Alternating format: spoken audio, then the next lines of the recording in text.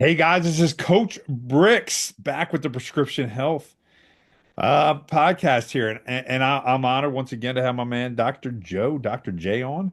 And this week we wanted to talk about arthritis because I know this is a big topic with a lot of people, um, at least that I talk to. Always say, Dave, my knees as they start to age, my knees are starting to kill me. Doctor said it's arthritis, or my hands, it's arthritis, or my shoulders and stuff. So I wanted to get from you, Dr. J. Because I have my opinions on what arthritis is, but I want to know what you believe arthritis to be. Arthritis, Dave, as we define it, is aging of the joints, aging of a person's joints. Truly, that's when you're talking about arthritis, you're talking about arthro. Arthro medically means joint itis or it means inflammatory. So, an inflamed joint is truly what you are talking about when it comes to arthritis there. Yeah. Okay. Perfect. Now, everybody says, well, there's nothing I can do for it, besides take prescriptions. You know what I mean? Sometimes it works, sometimes they don't. I know people who have, I know there's different types of arthritis, there's rheumatoid arthritis and things like that. What have you found that has worked for people, and works successfully well, whether it's a prescription or whether it's more natural, in that realm? What can they do? Uh, I like still going from the notion of prevention, even when it comes to arthritis.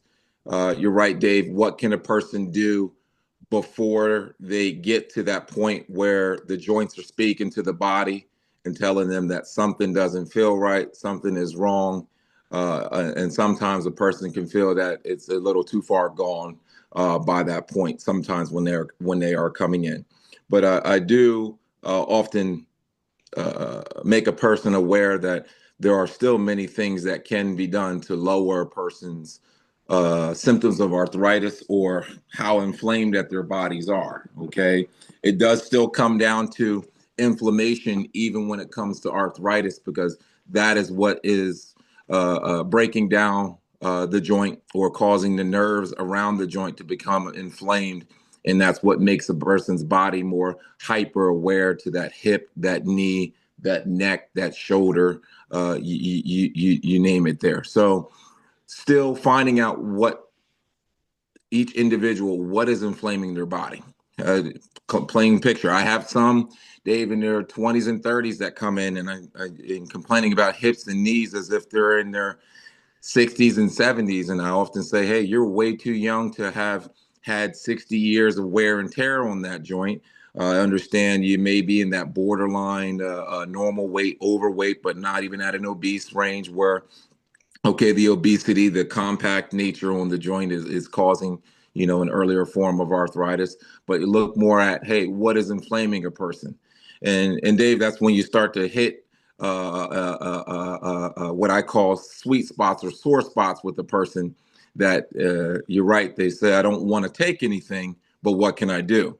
And I'm going to give you a few things that I often recommend, and then that's when it kind of turns the picture on them, and a person has to decide how how important are their vices to themselves. Meaning, we all have vices, things that we like to enjoy, and sometimes we know these things are not great for us. I have some athletes that are super athletes. They don't know the or understand the importance of recovery. They're always, at seven days in the gym, 4 hours a day, hitting that same joint, that same body system, and they're wondering why, they're just kind of super sore or they're not getting the necessary steps of improvement. But Dave, as you know, the rest and recovery is the recommendation for a person of that sort. Or hey, where's your protein level? What are you feeding those muscles to regroup? So as I go back to the vices for a person in that category, usually it is talking about what inflames their body. I often talk about, hey, do you know that water, number one, is the number one anti-inflammatory? That many people don't take it or don't think about it. Water is the number one powerful inflammatory. Why? It flushes out the breakdown products of aging and inflammation that our bodies all carry every day.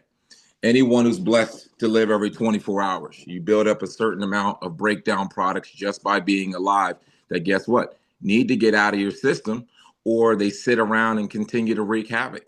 So we get it out of our system one of two ways: either number one, through urination; number two, through your stool. Okay. So hydration actually flushes the inflammation out of the joints, and actually you eliminate it, like I said, through the bladder or the stool. It's not often the number one answer that someone's looking for. My doctor said, drink more water. That's really going to help. Absolutely, it would if you actually gave it a try. But sometimes it's too simple for a person to believe that that actually will work. Number two, anything that keeps down a person's sugar or insulin resistance or insulin levels in their bodies, Dave. And as you know, you're looking into those things yourself in terms of, hey, how does that have an effect on the body? But the higher a person's sugar average is, it actually, if you think about your blood, it turns your blood into an acidic compound. Glucose turns your blood into an acidic compound. It builds up what you call lactic acidosis. Whenever you ever heard of lactic acidosis, a person who runs a 200-meter sprint, right at the end, their body shuts down, they're tired, they cramp a little bit, they get a little bit of lactic acidosis. A person who works out, has that good workout session, the next 2 or 3 days they feel that muscle, they feel that area, if they didn't hurt themselves, that build up, that pain is called lactic acidosis. So a person keeping their sugar levels at average medium for their bodies is also very helpful. And aside, even in that regard, as of late, with a lot of the advances and things that we have that allow a person to look at their sugar base outside of an A1C, which is a 3-month average, or a spot glucose check, which just shows what your sugar level was at that millisecond of time when it was drawn. I do have many that have started, even though they're not diabetic or pre-diabetic, getting an idea of how their diet affects their daily sugar fluctuations. So they go and get these continuous glucose monitors for 1 month and eat the way they normally think they are eating, and then see how their sugars fluctuate throughout the day. And that tells a person, it makes it real. Wait, how is your body responding to that piece of bread? How is your body responding to that juice in the morning? Or how is your body responding to the lack thereof? So this sugars, Dave, is a preventative, another preventative. So the water, the inflammation rate, especially triggered by many of us with sugars, saturated fats, proteins, really, yes, having enough in amount and not in excess does help, but really it's the sugars that hit a person's inflammation. And then I like some of the vices that, although it's cigarette smoking, nicotine levels in the body. Okay, alcohol. If you ever talk to somebody or an athlete, or some that have, played, practiced, they go have a few binge drinking on the weekend. That weekend, they're more sore than they've ever been. That inflamed your body, which just allowed you to now, guess what, be more heightened aware to your joints. Then you have those older individuals, Dave, as you're right, as we get older and we're blessed to have time, where time with anything will age anything with time. You can have the best vehicle and take care of it the best, and still will have a good functioning vehicle when our vehicles are our bodies. But with time, everything does start to kind of have some sort of wear and tear. So for those that are, 40s, 50s, 60s, or hey, even 70s, I still see it where I have many that have continued to maintain an active lifestyle, still hitting that minimum. And I always say that's the minimum, 3 to 4 days a week of 50 to 75 minutes of a mix of cardiovascular exercise with resistance training is the recommendation. But that's the bare minimum recommendation to maintain your vehicle, of your body. Building up a joint in terms of cardio activity, yes, it's important for the heart, but you know what it does? It circulates around your blood. Okay, what does it do? It circulates around your blood to the joints and different muscles to, guess what, clear out all those toxins, bring oxygen to those joints, bring the CO2, bring the breakdown creatinine, all of those things out and from around your joints, so that, guess what, again, you can eliminate it through number one or number two. Okay, that is why that's important. Also helps keep the load down on a person's body. I often tell the person, hey, you see those big 45-pound weights in the gym, those big plates that look very big, that's just 45 pounds. Do me a favor. I want to put it in a book bag and have you wear it to work, wear it to the grocery store, sit on the couch with it for 3 weeks. Come back and let me know how your back feels. Well, that's crazy, doc. That would hurt. Yeah. Imagine over the last 10 years, you actually put on 90 pounds. You put on two of those and you're carrying it every day. Okay.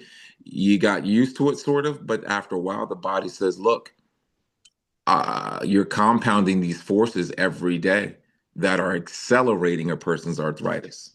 So there are certain accelerators, there are certain preventers of arthritis there in that regard. Okay, apologize if you hear some birds out there in the background, the windows, but that's the truth. So looking at what naturally, yes, the exercise, the resistance training that keeps the joints, the support around the joint strong. Okay, so we often hear for lower back and back pain, I often talk to a person, how strong is your core? Okay, those with shoulder pain, shoulder arthritis, and you don't want a frozen shoulder that makes things worse. How's your range of motion about a joint? So, how is your flexibility, which is very important.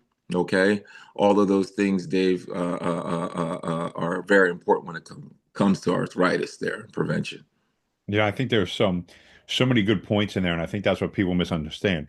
You said, you went to work out and your body inflames, which is normal. Hmm. The key is the next day. The key is 48 hours after, where most people say, well, I'm sore, I'm not going to do anything. That's the wrong thing to do. You should get up and move. And I Hmm. told somebody this. I said, the greatest activity that is given to us by God is walking.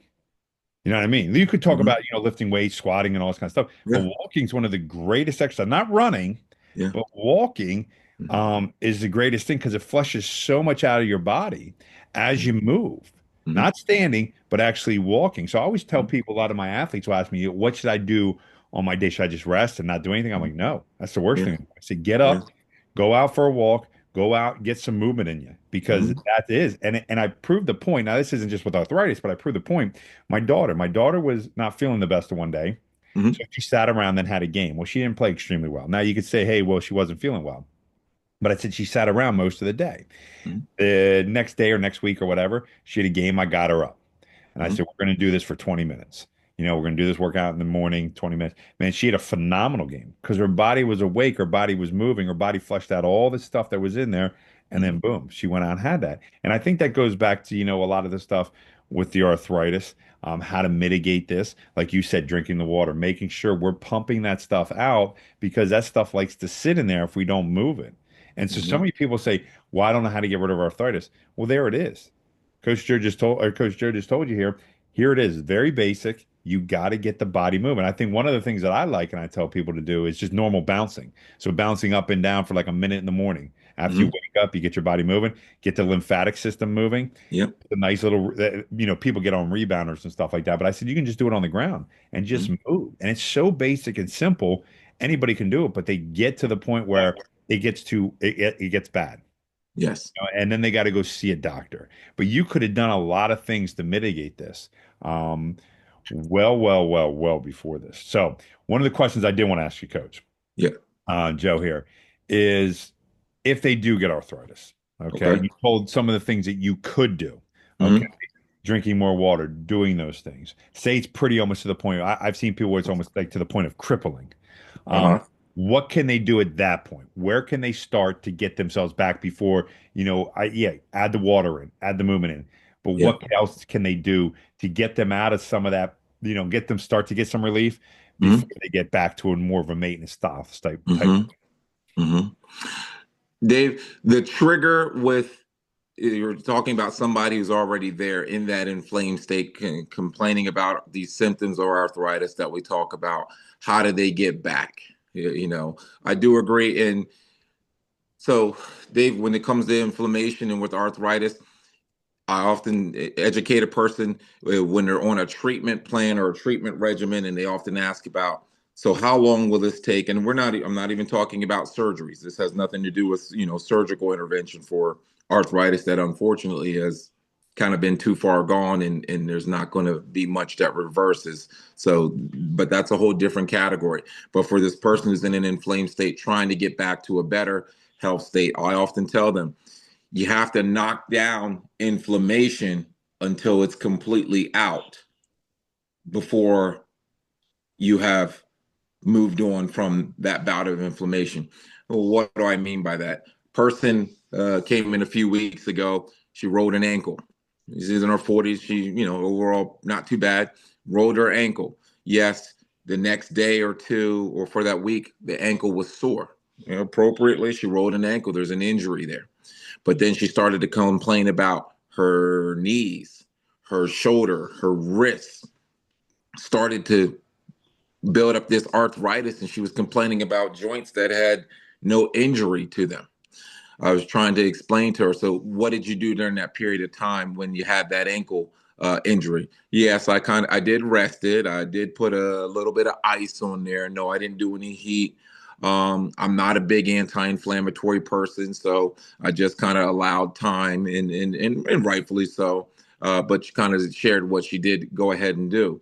And I tried to explain to her then that so when your body sparks an injury, or inflammation is actually drawn to that area of injury to try to guess what initially protect. But if you don't clear that inflammation around, it's kind of like a bad neighbor or a bad tenant. They're there breaking you down the longer they're there because they've outstayed their welcome. Inflammation is drawn to clear out the debris and kind of help clean the joint. But if it sits around and the signal is not lessened to stop attracting more and more inflammation, we used to call it gang inflammation. It's like one small member of a gang says, hey, here's an area for an opportunity, and alerts all the other members to come swamp on this area of opportunity.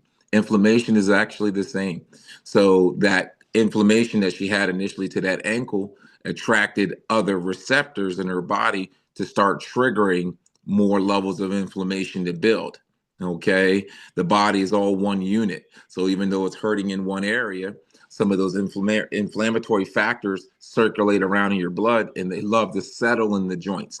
Joints are like your rest stops on the highway or on the turnpike. Okay, so as it circulates through your body, it gets to another joint. You get some deposits of these inflammatory factors in that other joint, which now says, huh, Dave's knee is hurting. Attract more inflammation there. Up, some settled in the shoulder overnight while he was sleeping. Send some there. So what happens is your body starts to send more and more and more as you're trying to wipe out the signal. So that is where I often try to find for a person what's the appropriate anti-inflammatory. Okay, like I said, I'm a big proponent of no medicine. Not say no medicine, but medicine when appropriate. Okay, or I wouldn't be in the field of providing options. But I do like to use medicine as my second or third approach if the preventative approach hasn't worked first. Okay, so I often then talk to a person, hey, what have you been doing outside of the, you're right, the ice was excellent, the rest was perfect, but what is blocking those signals of inflammation to say, hey, that ankle is better, don't send out any more inflammation into Dave's body or your body. Okay, what's your inflammatory? I have some, they do well with a basic plant root derivative. I have many that swear by the turmeric. Okay, I have many that swear by antioxidants and things of the sort, like resveratrol. Okay, I have some that are on, for because they also have heart inflammation that they have to keep down. That's where that used to be that one a day, baby aspirin a day keeps the cardiologist the way they used to say. And many have kind of, why did that fall out of favor? Or it's not the heart it's not that the baby aspirin is going to help your heart. It keeps down inflammation levels in your body so that guess what? You don't keep depositing these inflammatory centers in the heart and worsen heart disease in somebody who has a sensitivity. Okay, so it's all about the inflammation. How do you knock that down?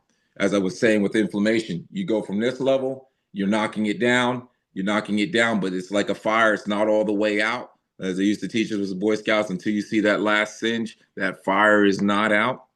It's the same thing. You have to make sure that, hey, before you stop your anti-inflammatory approach, have you truly wiped out all the signals? Because if you haven't, as soon as you remove that anti-inflammatory approach, it will linger and actually come back to a degree. Okay.